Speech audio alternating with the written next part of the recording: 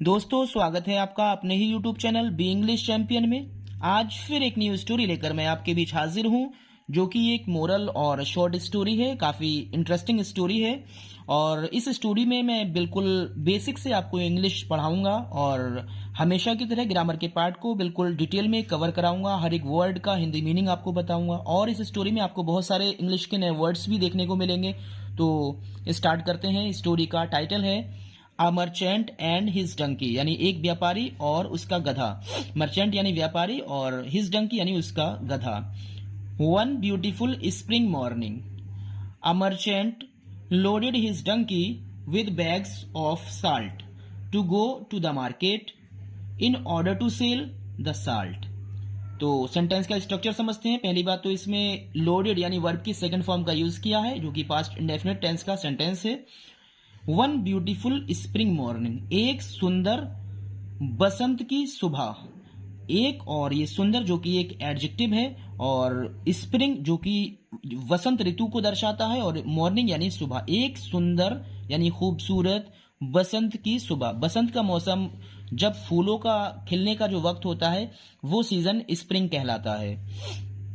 आ merchant एक व्यापारी ने, लोडेड का मतलब होता है रख दिए या लाद दिए, हिज डंकी अपने गधे के ऊपर, हिज डंकी यानी अपने गधे के ऊपर, विद बैग्स यानी विद यानी से बैग्स, बैग ऑफ साल्ट नमक के, यानी जो नमक के जो बैग थे यानी बोरे थे वो अपने गधे के ऊपर लाद दिए।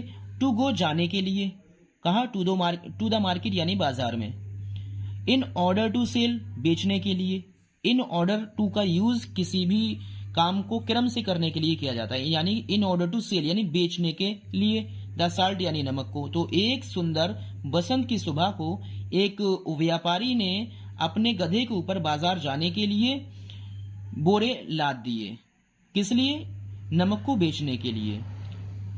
आगे देखते हैं। The merchant and his donkey were walking along together. The merchant यानी व्यापारी, एंड हिज डंकी और उसका गधा, वर वॉकिंग यानी चल रहे थे। वर वॉकिंग यानी चल रहे थे। यहाँ वर के साथ वर्ब की आईएनजी फॉर्म है, तो ये पास्ट का कॉन्टिन्यूस का सेंटेंस है। अलोंग टुगेदर का मतलब होता है बिल्कुल एक साथ, यानी बराबर बराबर, साथ में एक साथ बिल्कुल चल रहे थे। They had not walked far when they reached a river on the way. They यानी वे, हैड नॉट यानी नहीं, वॉक्ड यानी पहुंचे थे या चले थे, और हैड के साथ वर्ब की थर्ड फॉर्म है। ये पास्ट परफेक्ट टेंस का सेंटेंस है। फार का मतलब होता है ज्यादा दूर यानी दूर। एक होता है फॉर और एक ये है फार, FAR, वो होता है FOR। तो फॉर जो होता है वो उसका मतलब होता है लिए और फार का मतलब होता है दूर। वे दूर नहीं पहुंचे थे। वेन यानी जब, दे रीच्ड वे पहुंचे, अ रिवर एक नदी के पास, ऑन द वे यानी रास्ते में, ऑन द वे रास्ते में, नदी के पास जब वे पहुंचे तो वो ज्यादा दूर नहीं चले थे। अनफॉर्चुनेटली यानी दुर्भाग्य से, द डंकी यानी गधा और स्लिप्ड यानी फिसल गया, एंड फेल और गिर गया, इनटू द रिवर नदी के अंदर। दुर्भाग्य से गधा फिसल गया और नदी के अंदर गिर गया। ये स्लिप्ड वर्ब की सेकंड फॉर्म और ये फेल भी सेकंड फॉर्म है। फर्स्ट फॉर्म इसकी फाल होती है। और यहाँ पर इनटू को थोड़ा समझते हैं। इनटू एक प्रेपोजिशन है और इनटू का मतलब में होता है, लेकिन इसके साथ साथ इनका मतलब भी में होता है। दोनों में डिफरेंस क्या है?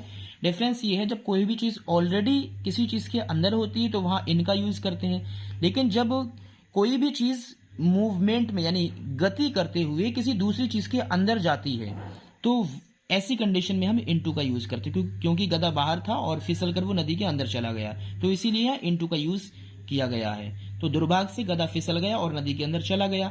एज यानी जैसे ही, इट यानी वह। अभी जो इट है ये एक प्रोनाउन है और किसके लिए यूज किया गया है? गधे के लिए, क्योंकि इट का यूज जो है वो पशु पक्षियों के लिए ही किया जाता है। इट यानी वह, और स्क्रैम्बल्ड का मतलब होता है पहुंचा, यानी जब उसमें गिर गया तो गिर कर लुढ़कते फुढ़कते जिस भी तरह से वो पहुंचा, ये भी सेकंड फॉर्म है, स्क्रैम्बल्ड। अप द बैंक यानी किनारे के ऊपर, अप यानी ऊपर और द बैंक किनारे के, ऑफ द रिवर यानी नदी के। जैसे ही वो नदी के किनारे के ऊपर पहुंचा, इट यानी उसने और नोटिस्ड यानी देखा, ये भी वर्ब की सेकंड फॉर्म है। फर्स्ट फॉर्म इसकी नोटिस होती है। तो देखा, दैट यानी की, क्या देखा? कि द बैग्स ऑफ साल्ट यानी जो नमक के बोरे लदे हुए थे, लोडेड यानी लदे हुए, ऑन हिज बैग उसकी पीठ के ऊपर, हैड बिकम हो गए थे, और लाइटर का मतलब होता है और हल्के। जैसे ही वो नदी के किनारे पर पहुंचा तो उसने देखा या उसने इस बात पर ध्यान दिया कि जो उसकी पीठ के ऊपर नमक के बोरे लदे थे वो और हल्के हो गए थे। अब इस सेंटेंस के स्ट्रक्चर को समझते हैं। लोडेड, जो लदे हुए थे, यहां पर ये जो है ये पास्ट पार्टिसिपल है, क्योंकि ये एक तरह से विशेषता बता रहा है। जो नमक के बोरे लदे हुए थे, ये विशेषता बता रहा है, तो ये एक प्रकार का एडजेक्टिव है पास्ट पार्टिसिपल के रूप में। और यहाँ पर जो हेड है और हेड के साथ वर्ब की थर्ड फॉर्म है, ये पास्ट परफेक्ट टेंस का सेंटेंस है, क्योंकि हेड के बाद V3 का यूज किया है। और लाइटर जो है ये आपका कंपैरेटिव डिग्री है, क्योंकि लाइट मीन्स होता है हल्का, और इसमें लास्ट में ER का यूज किया है। तो जब किसी भी एडजेक्टिव के लास्ट में ER का यूज किया जाता है तो वो कंपैरेटिव डिग्री होती है, और अगर EST का यूज किया जाता तो वो लाइटेस्ट अगर होता तो सुपरलेटिव डिग्री हो जाती। There was nothing the merchant could do except return home where he loaded his donkey with more bags of salt. There was यानी था। अब यहां पर जो देयर है वो इंट्रोडक्टरी सब्जेक्ट है, जिसका कोई भी मीनिंग नहीं निकलेगा। यहां पर सिर्फ एक सब्जेक्ट को इंट्रोड्यूस कराने के लिए इसका यूज किया है। देयर वॉज यानी था, नथिंग यानी कुछ भी नहीं, द मर्चेंट वो व्यापारी, कुड डू यानी कर सकता था, एक्सेप्ट का मतलब होता है सिवाय, रिटर्न होम यानी घर वापस लौटने के, यानी कुछ, यानी जो व्यापारी था वो घर वापस लौटने के सिवाय कुछ नहीं कर सकता था। वेयर यानी जहां पर, कहा, जब वो घर पहुंच गया तो वहां की बात हो रही। जहां ही लोडेड उसने लादे, हिज डंकी अपने गधे के ऊपर, विद मोर बैग्स यानी और बोरे ऑफ साल्ट यानी नमक के। तो जब वो घर पहुंचा तो वहां पर उसने गधे के ऊपर और नमक के बोरे लादे।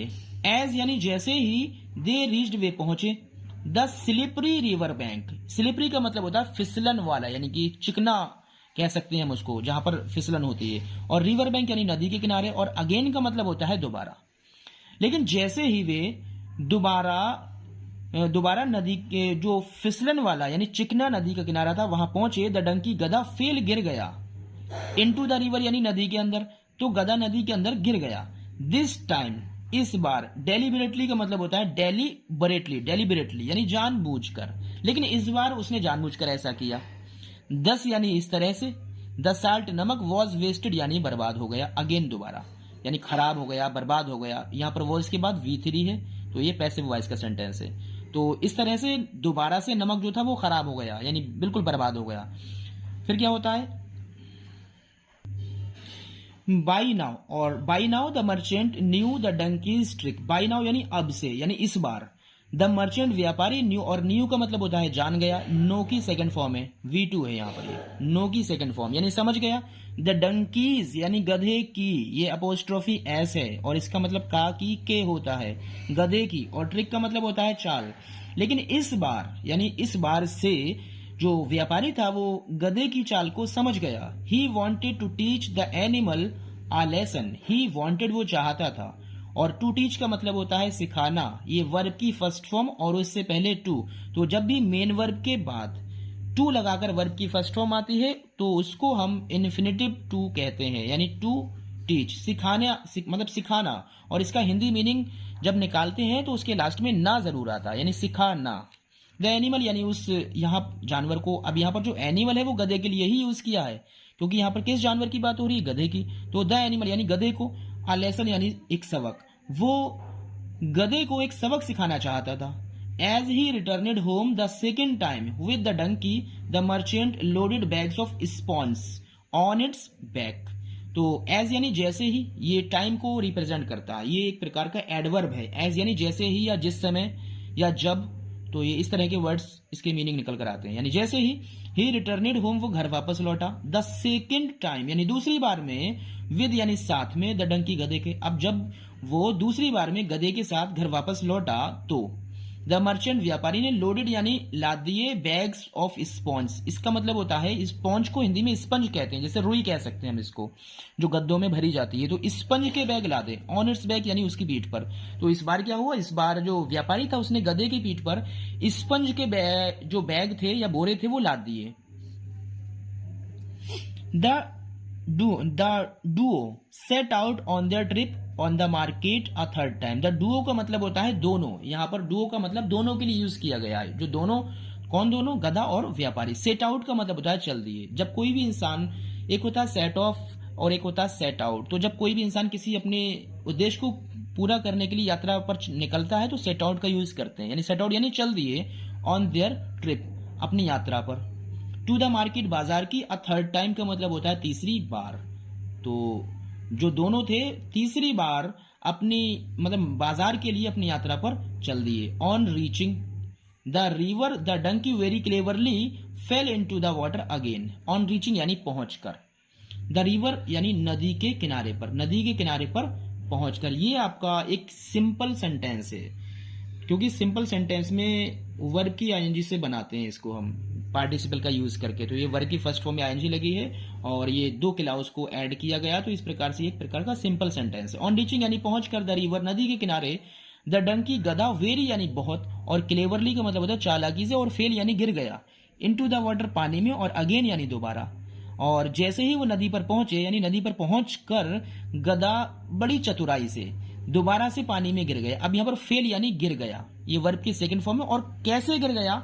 बहुत चालाकी से। ये दोनों एडवर्ब हैं, क्योंकि गिरा कैसे? चालाकी से, ये भी एडवर्ब है क्योंकि ये क्रिया की यानी वर्ब की विशेषता बता रहा है। जो वर्ड वर्ब को क्वालिफाई करते हैं वो एडवर्ब होते हैं। और कितनी चालाकी से? बहुत चालाकी से। अब ये भी एडवर्ब है क्योंकि जब ये दूसरे इस वाले एडवर्ब की विशेषता बता रहा है, तो जब एक वर्ड किसी दूसरे एडवर्ब की विशेषता बताएगा तो वो भी एडवर्ब होगा। दोनों एडवर्ब हैं ये। तो बट नाउ, लेकिन इस बार, बट नाउ का मतलब लेकिन इस बार, इंस्टीड ऑफ का मतलब होता है के बजाय, के बजाय। द लोड यानी वजन, बिकमिंग होने, और लाइटर का मतलब होता है कम। लेकिन इस बार वजन कम होने के बजाय इट बीकेम हैवियर, ये भारी हो गया यानी बढ़ गया। तो इस बार क्या हुआ? इस बार गधे ने सोचा था कि वजन फिर से हल्का हो जाएगा, लेकिन इस बार जो था वजन और भारी हो गया, हैवियर। ये भी कंपैरेटिव डिग्री है। लाइटर, हैवियर, दोनों के लास्ट में ER लगा है, दोनों कंपैरेटिव डिग्री हैं। The merchant laughed at the donkey and said. The merchant यानी व्यापारी, लाफ्ड यानी हंसा, एट यानी पर, द डंकी गधे, एंड सेड और कहा, व्यापारी गधे के ऊपर हंसा। अब यहाँ एड का यूज किया है पर के लिए, क्योंकि जब हम किसी, ये एक प्रकार से डायरेक्शन को भी दिखाता है। जब हम डायरेक्टली किसी चीज के ऊपर देखते हैं तो हम एड का यूज करते हैं। तो व्यापारी जो था गधे के ऊपर हंसा और कहा, यू फुलिश डंकी यानी मूर्ख गधे, your trick has been discovered. अब योर ट्रिक यानी तुम्हारी जो चाल थी ना, हैज बीन डिस्कवर्ड यानी पता लग गई है। यहां पर हैज बीन के साथ वर्ब की थर्ड फॉर्म है। ये एक पैसिव वॉइस का सेंटेंस है, यानी प्रेजेंट परफेक्ट टेंस का पैसिव वॉइस है, प्रेजेंट परफेक्ट टेंस का, क्योंकि उसमें हैज बीन के साथ वर्ब की थर्ड फॉर्म यूज की जाती है। तुम्हारी जो चाल है उसका पता लगा लिया गया, यानी पता लग गई है वो चाल। यू शुड नो, तुम्हें जान लेना चाहिए। यू शुड यानी तुम्हें चाहिए, नो यानी जान लेना। दैट की, दैट जो है वो एक कंजक्शन का काम कर रहा है। कंजक्शन क्या होते हैं? दो सेंटेंसों को, दो क्लाउज को, दो वर्ड्स को आपस में जोड़ने के लिए हम कंजक्शन का यूज करते हैं। मोस्टली दैट का यूज किया जाता है, एंड वगैरह, बट है, यट है, ये सब कंजक्शन होते हैं। सो यू कैन नॉट फूल, तुम मूर्ख नहीं बना सकते हो। कैन नॉट यानी नहीं सकते हो, कैन जो है एक मॉडल वर्ब है। एनीवन किसी को, टू मैनी यानी बहुत ज्यादा, टाइम्स यानी बार, यानी बहुत ज्यादा बार तुम किसी एक इंसान को मूर्ख नहीं बना सकते हो। ये एनीवन जो है एक प्रकार का प्रोनाउन है, वो भी इंडेफिनेट, क्योंकि इंडेफिनेट प्रोनाउन वो होते हैं जो जिसमें ये निश्चित ना हो कि किस इंसान की बात हो रही है। तो एनीवन यानी किसी को, तो यहाँ किसी की भी बात हो रही है। तो तुम्हें ये जान लेना चाहिए कि तुम बहुत ज्यादा बार किसी एक इंसान को मूर्ख नहीं बना सकते हो। तो गाइस, अगर आपको वीडियो पसंद आई प्लीज लाइक और शेयर करें, और अगर आप तक चैनल पर नए हैं तो चैनल को प्लीज सब्सक्राइब करें। Thank you for watching the video.